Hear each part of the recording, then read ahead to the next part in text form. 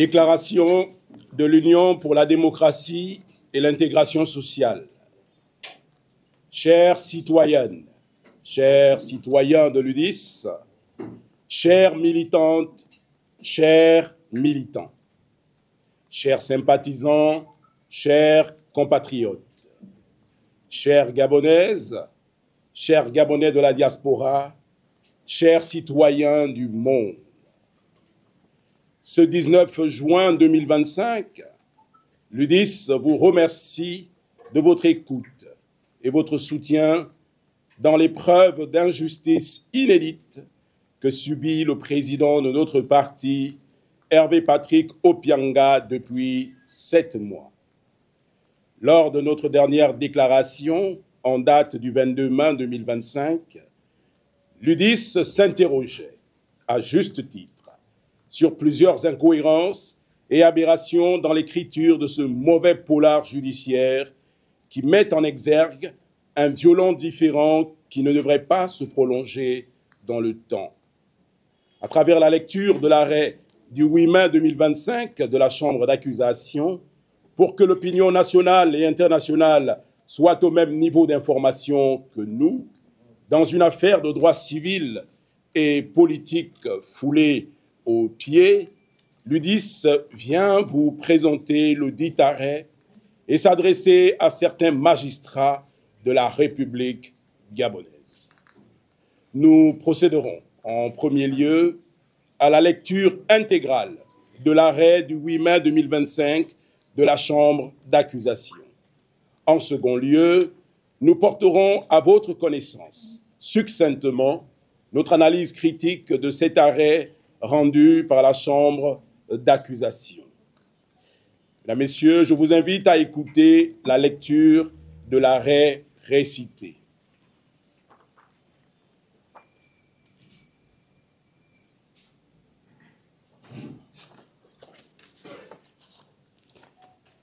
Ministère de la Justice, garde des Sceaux, des droits humains et de l'égalité des genres. République gabonaise, Union, Travail, Justice. Cour d'appel judiciaire de Libreville, RPG numéro 139, barre 24-25, répertoire numéro 69, barre 2024-2025. Affaire, ministère public, Ebilogue Lucie, contre Opianga Patrick Hervé. Fait, viol sur mineur et inceste. Non détenu. Président rapporteur, Monsieur Nzundu Binyumba Ulrich Arnold. Année judiciaire 2024-2025. Au nom du peuple gabonais, arrêt du jeudi 8 mai 2025. La première chambre d'accusation ordinaire de la Cour d'appel judiciaire de Libreville, composée de résidents, Monsieur Nzundu Binyumba Ulrich Arnold, président de chambre. Membres, Monsieur Essa Soumou-Meksan, conseiller. Madame Bongo Ondimba Balkiso Audrenita, conseiller. Greffier, Maître Posongoy Anémone Blanche Alexia, conseiller de greffe. Ministère public, Monsieur Kwendi Justin Chérubin, avocat général. À son audience du 8 mai 2025, à 9h30, la chambre d'accusation.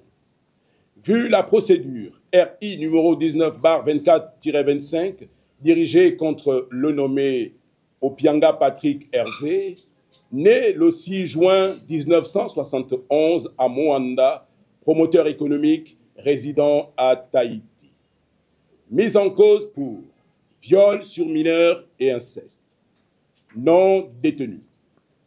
Vu l'ordonnance de refus de non-lieu en cours d'information du 4 février 2025. Vu la notification faite au Conseil de l'inculpé en date du 6 février 2025. Vu la déclaration d'appel de Maître Gisèle et Ubecal. Vu le réquisitoire écrit du parquet général tendant à la confirmation de l'ordonnance querellée. Vu les autres pièces du dossier. Attendu qu'il résulte de l'information les faits suivants. Le 25 novembre 2024, le parquet de la République de Libreville ouvrait une information judiciaire à l'encontre de Sieur Opianga Patrick Hervé pour les chefs d'accusation de viol sur mineurs et inceste. La procédure était présentée au juge instructeur sans le mis en cause qui n'a pu être entendu sur les faits à lui reprochés. Que malgré les convocations délaissées à son domicile, il n'a pu déférer devant le magistrat instructeur, lequel décernait en date du 2 décembre 2024 un mandat d'arrêt international contre le nommé Opianga Patrick Hervé. Au cours de la présente instruction, Maître Eyubekal Gisèle, avocat au barreau du Gabon, déposait un mémoire en cours d'information aux fins d'un non-lieu en faveur de son client. Le juge, en date du 4 février 2025, rejetait ainsi la demande de non-lieu en cours d'information sollicitée par le mis en cause. L'ordonnance rendue, en l'occurrence, était alors frappée d'appel et enregistrée au greffe du cabinet d'instruction le 6 février 2025.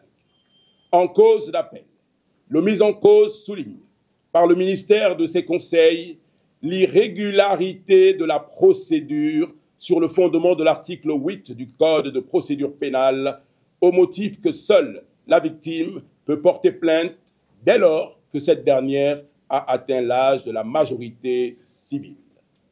Qu'en outre, le juge aurait dû, en tirant les conséquences de droit, en rendant une ordonnance de non-lieu en cours d'information à la suite de ce que Dame Elisabeth Mungo Opianga a opposé un démenti formel en déclarant n'avoir jamais été violée ou fait l'objet d'inceste, ni dans l'enfance, ni maintenant par son père, Hervé Patrick Opianga. Qu'il est tout aussi constant au regard des éléments qui précèdent qu'il n'existe point de victime en l'espèce, que la chambre d'accusation devra ordonner le non-lieu en faveur du mis en cause. En réplique, le parquet général a requis la confirmation de l'ordonnance querellée selon que le non-lieu total en cours d'information ne se fonde sur aucune base légale. Sur ce, sur la recevabilité de l'appel, attendu que les articles 172 et 173 du Code de procédure pénale confèrent le droit d'appel à l'inculpé, à la partie civile ou à leur conseil, et qui exigent que ce recours soit formé au greffe d'instruction dans les 48 heures suivant la notification de la décision contestée. Attendu qu'en l'espèce, il apparaît que l'ordonnance du juge, rendue le 4 février 2025, a été notifiée le 6 février de la même année et date à laquelle les conseils du mis en cause ont relevé appel. Qu'il résulte que le délai légal énoncé par les dispositions visées supra a été respecté et qu'il convient donc de le déclarer recevable. Sur le bien fondé de l'appel, attendu qu'il fait grief au juge d'instruction d'avoir ordonné le refus d'un non-lieu en cours d'information au profit du sieur Hervé Patrick Opianga. Mis en cause les chefs de viol sur mineurs et d'inceste au préjudice de Dame Opianga Mungo Elisabeth, au motif pris de ce que les faits dénoncés ne comportent en réalité aucune victime, dès lors que celle-ci déclare ne pas reconnaître avoir été violée ou fait l'objet d'inceste, ni dans l'enfance, ni maintenant par son père. Attendu qu'il ressort de la présente procédure que le nommé Hervé Patrick Opianga, bien que régulièrement identifié dans le cadre de l'information judiciaire ouverte à son encontre, n'a jamais été entendu par le juge d'instruction en raison de sa position en fuite. Outre qu'il fait à ce jour l'objet d'un mandat d'arrêt international toujours en cours d'exécution, décerné par le premier juge d'instruction le 2 décembre 2024. Attendu que les conseils de l'intéressé ont sollicité par devant le magistrat instructeur en cours d'instruction qu'il soit rendu une décision de non-lieu à son profit, qu'aucune charge ne résulterait à l'encontre du nommé Hervé Patrick Opianga des actes de la présente procédure. Mais attendu que l'ordonnance de ce non-lieu, prescrite par les dispositions de l'article 163 du Code de procédure pénale, suppose qu'il ait été procédé à une instruction complète, incluant notamment l'audience de la personne incriminée, sauf en cas d'empêchement absolu et irrémédiable, constaté par voie de procédure régulière, ou que le juge dispose d'éléments concrets et qu'il a épuisé toutes les diligences utiles à la manifestation de la vérité, y compris l'audition de la personne mise en cause. Qu'or, en l'espèce, le surnommé n'a pu être entendu, non en raison d'une impossibilité juridique ou matérielle justifiée, mais parce qu'il demeure volontairement en fuite, empêchant la magistrature, le magistrat instructeur de mesurer sa responsabilité ou de conclure à l'absence de charges suffisantes de façon contradictoire. Que dès lors, prononcer un non-lieu dans ces conditions serait prématuré et risquerait de porter atteinte au principe du contradictoire, qu'il convient alors de confirmer le juge instructeur. Statuant en chambre du Conseil, après débat en la même forme, le ministère public entendu, vu les dispositions de l'article 103 de la loi numéro 008/2019 du 5 juillet 2019, fixant l'organisation, la composition, la compétence et le fonctionnement des juridictions de l'ordre judiciaire, en application des articles 172, 173, 181, 185, 186, 163, 194 alinéa 2 et 198 du Code de procédure pénale. En la forme, déclare recevable l'appel interjeté par le nommé Hervé Patrick Opianga. Au fond, confirme en toutes ces dispositions l'ordonnance de refus d'une demande de non-lieu en cours d'information rendue en date du 4 février 2025. Ordonne le retour du dossier au premier cabinet d'instruction pour la poursuite de l'information. Laisse l'exécution du présent arrêt à la diligence du parquet général. Condamne le nommé Hervé Patrick Opianga au dépôt.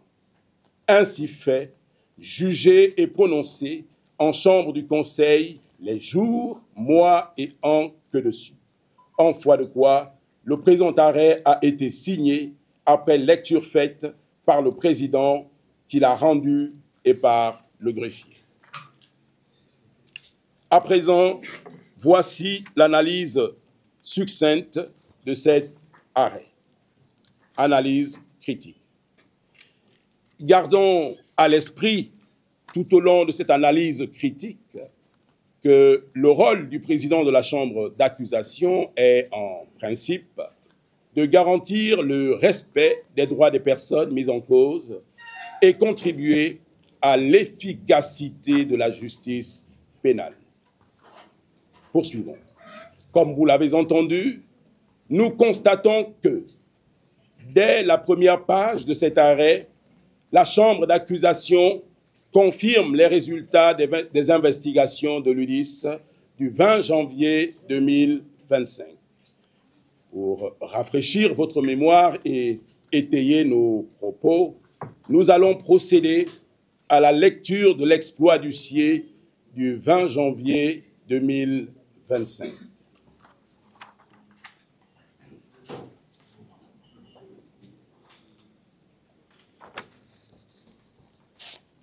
Maître Robert Ntchorere Ongonu, huissier de justice.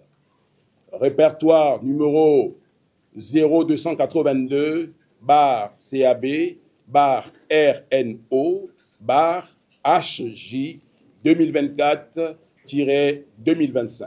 Procès verbal de constat. L'an 2025 et le 20 janvier à 13h15, à la requête de M. Hervé Patrick Opianga demeurant à Libreville, lequel a requis notre ministère avec pour mission de procéder à la vérification de la date à laquelle la plainte de Dame Bilogué Lucie a été déposée au parquet de la République dans le registre prévu à cet effet. aux fins demandées. Nous, Maître Robert Ntchorere Ngonu, huissier de justice près les juridictions de Libreville, République gabonaise, titulaire d'une charge avec résidence à Libreville, y demeurant sous-signé. Certifions et attestons les faits ci-après. Nous nous sommes transportés au parquet de la République, situé dans l'enceinte du palais de justice de Libreville, en présence du secrétaire du parquet et de maître Georges Boupenga, tous deux greffiers, où nous avons constaté ce qui suit dans le registre irrelatif. La plainte enregistrée sous le numéro 0663/24-25 a été déposée le 25 novembre 2024 par Madame Bilogué Lucie, transmis à la Direction des affaires criminelles mœurs sous le procès-verbal numéro 24/3740 du 25 novembre 2024 pour viol sur mineur et inceste. Les faits se seraient déroulés en 2006.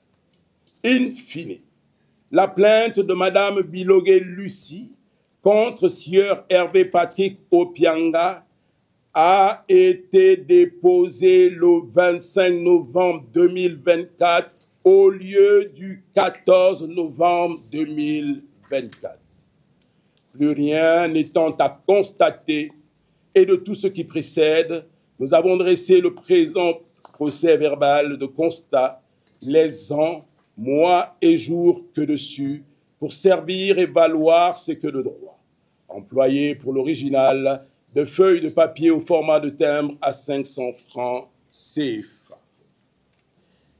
Voilà la confirmation de l'enregistrement de la plainte de Dame Lucie Bilogué le 25 novembre 2024 et non le 14 novembre 2024, comme l'avait déclaré le procureur de la République près le tribunal de première instance de Libreville, Bruno Obianvé, en commettant un parjure au journal télévisé de 20h de la première chaîne nationale le 13 décembre 2024.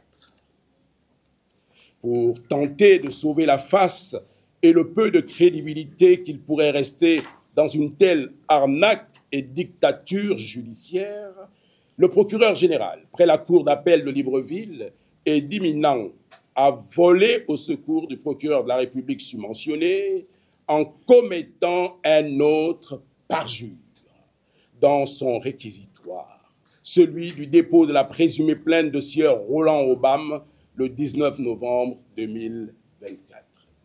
Il est impératif de vous lire l'exploit d'huissier constatant l'inexistence totale de l'enregistrement de la présumée plainte de sieur Roland Obam dans les registres du parquet de la République.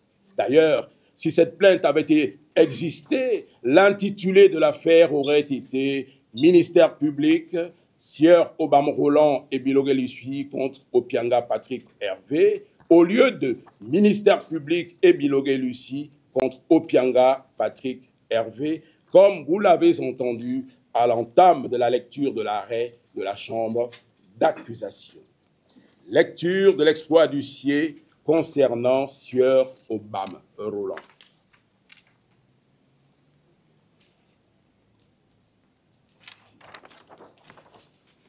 Maître Robert Ntchorere Ngonu, huissier de justice. Répertoire numéro 0283, bar CAB, bar RNO, bar HJ, bar 2024-2025. Procès verbal de constat.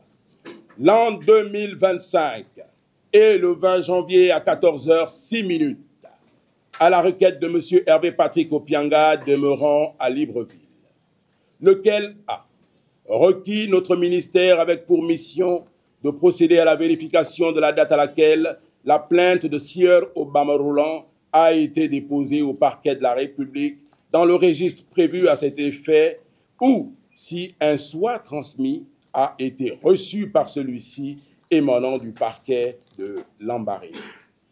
aux fins demandées. Nous, Maître Robert Ntcholerongonu, huissier de justice près les juridictions de Libreville, République gabonaise, titulaire d'une charge avec résidence à Libreville, y demeurant sous-signé, certifions et attestons les faits ci-après. Nous nous sommes transportés au parquet de la République, situé dans l'enceinte du palais de justice de Libreville, en présence du secrétaire du parquet et de maître Georges Boupenga, tous deux greffiers, où nous avons constaté ce qui suit dans le registre irrelatif. Aucune plainte n'a été déposée par sieur Obama Roland contre sieur Hervé Patrick Opianga, ainsi qu'aucun soit transmis n'a été reçu par le parquet de la République en provenance de celui de Lambaréné. Plus rien n'étant à constater et de tout ce qui précède, nous avons dressé le présent procès-verbal de constat, les ans, mois et jours que dessus, pour servir et valoir ce que le droit. Employé pour l'original, une feuille de papier au format du timbre à 500 francs CFA. Tout cela prouve à suffisance les parjures du procureur de la République près le tribunal de première instance de Libreville et du procureur général près la cour d'appel de Libreville. Reprenons donc les grandes lignes de ces dessins pour en cerner les contours. Tout d'abord, le mardi 19 novembre 2024, le procureur de la République aurait saisi le juge d'instruction par un réquisitoire où le juge d'instruction aurait été saisi d'une plainte avec constitution de partie civile, puis l'aurait communiqué au procureur de la République pour qu'il prenne des réquisitions contre M. Opianga, procédure prescrite à l'article 85, alinéa 1 et 2, et à l'article 99 du Code de procédure pénale. Puis, le même mardi 19 novembre 2024, le procureur de la République, près le tribunal de première instance de Libreville, aurait saisi le directeur des affaires criminelles de l'état-major des polices d'investigation judiciaire, qui aurait établi la convocation de M. Opianga pour le mercredi 20 novembre 2024 à 12h00, mais ne la lui a remise qu'à 9h30 à son domicile le matin du mercredi 20 novembre 2024.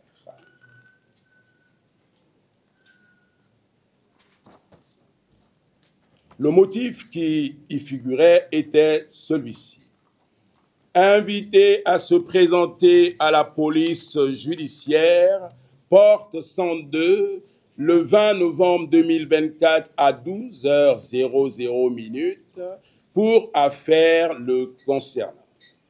Or, l'article 3, alinéa 3 du Code de procédure pénale stipule que toute personne poursuivie a le droit d'être informée des charges retenues contre elle et a le droit d'être assistée d'un défenseur.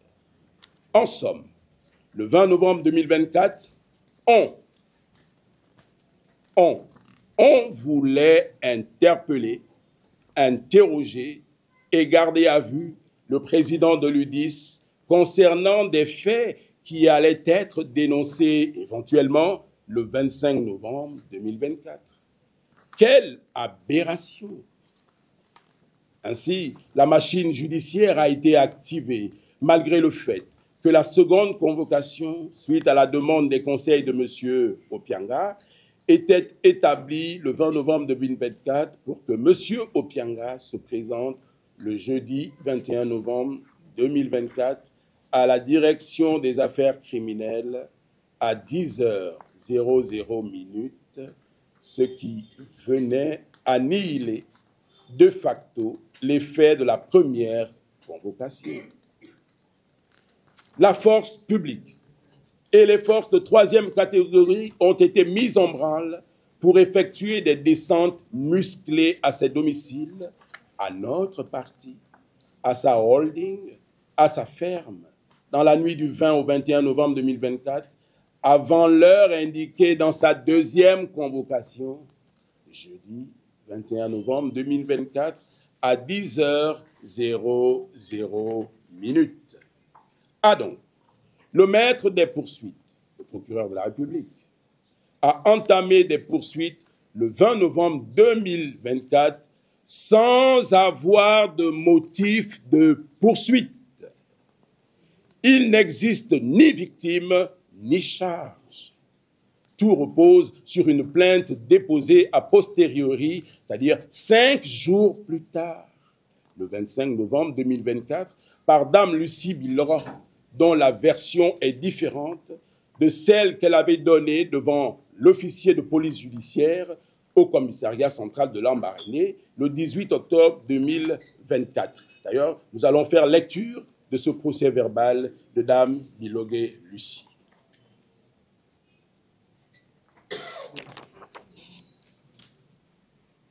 Procès verbal. Objet. Audition témoin de Dame Bilogué Lucie, 53 ans, gabonaise, domiciliée au quartier dit Mindoubé à Libreville. Téléphone 074 35 58 58. Affaire Obam Bio Roland. Incrimination, instruction du parquet. L'an 2024, les 18 du mois d'octobre à 9h06. Nous, capitaine Georges Martin Bongon, chef de la sûreté urbaine, officier de police judiciaire en résidence à Lambaréné, nous trouvons au service. Recevons et entendons ce jour la personne citée en objet qui nous déclare ce qui suit. Je suis la mère de Elisabeth Mungue Opianga. Elle est née le 2 avril 1991 à Lambaréné, à l'hôpital Schweitzer. J'étais très jeune fille, âgée de 15 ans. J'ai eu une seule fois une relation sexuelle avec M. Obam Roland. Ensuite, on ne s'est plus revu. J'ai été étonné d'être enceinte car je l'ai su lorsque j'ai eu un malaise. Et les médecins m'ont fait comprendre que j'avais une grossesse de 7 mois. Tout de suite, j'ai compris que cette grossesse était de M. Roland Obam, vu qu'il était le seul à avoir eu une relation sexuelle avec moi. Vu cela, mes parents sont allés voir les parents de M. Obam Roland. Ils nous ont fait comprendre qu'il ne résidait plus à son domicile 6 à Adouma, à Lambaréné. J'ai perdu tout contact avec lui et avec sa famille. Alors, je me suis occupé de ma fille toute seule. À l'âge de 8 ans, ma fille est allée rester chez ma petite sœur à Belleville 2 à Libreville. C'est à ce moment que M. Obam Roland surgit et réclame l'enfant. Alors, mon frère, qui était son ami, a remis donc l'enfant à M. Obam, qui lui est allé la déposer à Awenje chez sa cousine Sandrine. N'étant pas au courant des manœuvres entre mon frère et M. Obam, je l'ai laissé terminer l'année scolaire, puis je l'ai ramené à la maison familiale à Bellevue 2. À l'âge de 11 ans, je l'ai amené à mon domicile conjugal chez mon mari, M. Hervé Patrick Opianga. Lorsque Elisabeth Mungue est née, c'est mon grand frère nommé Serge Ngui qui l'a reconnu. C'est son nom qui figurait sur la partie écrite père. Ensuite, en rencontrant M. Hervé Patrick Opianga, mon frère a signé une procuration afin que mon mari soit père à sa place, à la place de mon frère, d'où vient ce nom Opianga. Ma fille n'a jamais eu de relation sexuelle avec M. Patrick Opianga. Ce sont les dires des parents d'Obama et les collaborateurs de mon mari dans le but de nuire mon mari. Nous avons toujours vécu, elle, moi, ses sœurs, les autres filles d'Hervé Patrick Opianga, comme elle, de telles choses ne se sont jamais produites. Je ne sais pas pourquoi M. Obam se comporte de la sorte en faisant des vidéos déclarant que mon mari a des rapports sexuels avec ma fille. M. Obam n'a jamais connu ma vie et celle de ma fille, encore moins celle de ma famille et de mon foyer. Lors de ses 20 ans, Elisabeth sortait avec un jeune homme nommé Dani Mbumbu. C'est avec ce dernier qu'ils ont fugué et essayant d'aller sur Tchibanga. En constatant l'absence de cette dernière à mon domicile, j'ai été obligé de casser la porte de sa chambre et j'ai trouvé une lettre d'elle me disant de ne pas la chercher. Je me suis renseigné auprès de ses petits frères et ils m'ont fait comprendre qu'elle partait sur Tchibanga avec son petit ami. De suite, j'ai pris la route accompagné de mon défunt petit frère militaire et mon garde de corps. J'ai pu la retrouver à l'hôtel Ozigo, Lambaréné. J'ai discuté avec elle et j'ai pu la convaincre de venir avec moi, et cela sans forcer. Elle s'est embarquée. Il était nullement question ce jour-là de viol de la part de mon mari, nommé comme M. Obama le dit dans ses déclarations. C'était des caprices de jeune fille qui voulait passer du temps avec son petit ami aisément. Les photos que vous me présentez sont des photos prises lorsqu'elle restait avec Sandrine, la sœur de M. Obama, au moment où mon frère avait remis à mon insu l'enfant à M. Obama. Ma fille Elisabeth n'a jamais enfanté. Selon nos discussions, elle n'a pas encore trouvé l'homme idéal. M. Obama Roland est le père géniteur de Elisabeth Munge Opianga, mais il ne s'est jamais occupé d'elle depuis ma grossesse jusqu'à ce jour. À cause de cette situation, elle a été déclarée dans son acte de naissance le jour de sa naissance, fille de mon frère, Feu Ngui Serge. Ensuite, mon frère a signé une procuration à M. Opianga Hervé Patrick pour être le père adoptif de ma fille. Et c'est cet acte de naissance que vous avez devant vous.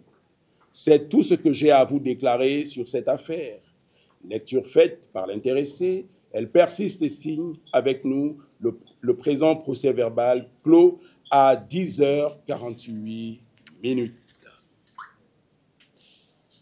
Et pour tenter de légitimer toutes ces entorses faites à la loi, le procureur de la République et le procureur général ont aligné des parjures. Le parjure, qui est l'acte de faire un faux serment, est généralement considéré comme une forme de faux témoignage. Le droit gabonais traite le faux témoignage comme un délit punissable. Les articles 116 du Code pénal gabonais et 441 alinéa 1 du Code pénal français définissent le faux ainsi. Constitue un faux toute altération frauduleuse de la vérité de nature à causer un préjudice et accomplie par quelque moyen que ce soit dans un écrit ou tout autre support d'expression de la pensée qui a pour objet ou qui peut avoir pour effet d'établir la preuve d'un droit ou d'un fait ayant des conséquences juridiques. Cette procédure, viciée de bout en bout, repose sur le parjure, le faux en écriture, l'illégalité et la préméditation. La préméditation est le dessein réfléchi d'accomplir une action, surtout une action mauvaise, délit ou crime. Nous sommes d'avis que nul ne peut être au-dessus de la loi et que nul n'est censé ignorer la loi. Nous avons tous des droits et des obligations vis-à-vis de la société. Nous sommes tous Gabonais. Nous interpellons les magistrats qui ont prêté serment de remplir leurs fonctions avec indépendance, impartialité et humanité. Nous partageons l'avis du vice-président du Conseil d'État français qui disait ce qui suit le 20 juin 2024. On l'oublie trop souvent et j'ai à cœur de le rappeler. La justice est aussi un service public et nous sommes engagés à rendre le meilleur service possible aux citoyens et justiciables que nous servons. Nous devons être d'autant plus exemplaires. L'état de droit est une condition de notre démocratie et de notre vivre ensemble. Vous rendez-vous compte du mal que vous causez et que vous faites injustement subir à un homme, à ses enfants, à sa famille conventionnelle, professionnelle et politique, et à son équipe de football, le CF Mounana. Le silence face au mal est un mal en soi. Dieu ne nous tiendra pas innocents. Ne pas parler, c'est parler. Ne pas agir, c'est agir. Soulignait Dietrich Bonhoeffer, pasteur et théologien protestant allemand. Dites-nous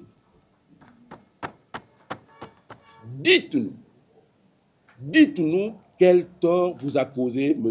Hervé Patrick Opianga pour que vous, magistrats, vous le persécutiez et l'opprimiez ainsi. En tant que père et mère de famille, spirituellement et humainement, trouvez-vous cela juste devant Dieu, devant les hommes et devant l'histoire? Qu'il soit bien entendu que ces protestations ne visent aucunement ceux des magistrats qui n'ont pas été mêlés de près ou de loin à cet acharnement obstiné et aveugle contre une personne qui ne leur a fait aucun mal et qui n'a commis aucun crime. Nous invitons l'opinion nationale et internationale à rejoindre notre combat contre l'injustice constante et assumée du pouvoir judiciaire. Nous organiserons plusieurs manifestations pacifiques auxquelles vous serez conviés. Nous allons mettre les copies de cet arrêt du 8 mai 2025 de la Chambre d'accusation ainsi que la présente déclaration à la disposition de la presse nationale et internationale à toutes fins utiles, copie que nous enverrons au président du Conseil supérieur de la magistrature, au ministre de la Justice, garde des Sceaux, au secrétaire permanent du Conseil supérieur de la magistrature, au syndicat national de la magistrature du Gabon, aux représentations diplomatiques, aux organisations internationales et aux confessions religieuses. L'UDIS vous remercie de votre attention. Justice pour HPO! Justice pour HPO! Justice pour HPO! Justice pour HPO! Justice pour HPO! Justice pour HPO!